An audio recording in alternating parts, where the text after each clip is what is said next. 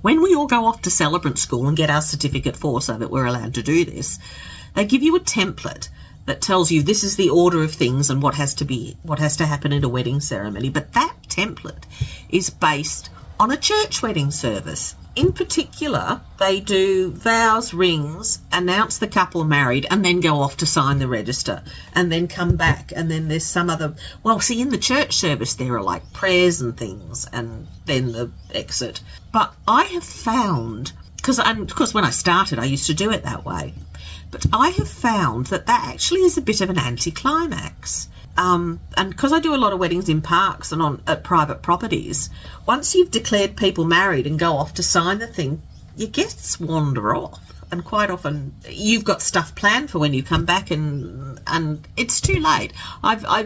Sometimes I've had to wait around for like 10 or 15 minutes while everybody's hugging the couple before we actually come back and finish off. So I have mixed that, well, I've mixed up the order of a lot of things, but in particular where we sign the paperwork.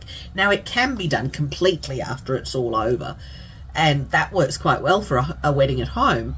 Doesn't work as well for a larger wedding if you're going to go off and have photos taken after the ceremony. I don't do the big, oh my God, I announce you married, kiss the bride, clap and cheer. I don't do that till the very end, because we are all so conditioned by weddings that we see in film and television that we all think that's the end. And so it becomes quite difficult to come back and do something else after you've done that. So I keep people waiting. And I tell them, I know you're all waiting for the big announcement. We're going to go off and take care of the last legal bit before we come back, and then we'll have our hero moment. It backfired on me one day when I made that announcement and said, everybody stay seated. We'll be back in a minute to round this off with the moment you're all waiting for.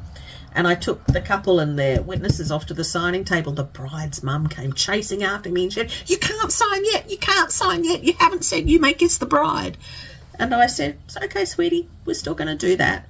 But she was so used to old-fashioned church weddings that she thought I'd forgotten to do that bit, which was quite funny. Actually, I had quite a run of mothers of the bride. Well, I'll tell a few stories about that another day.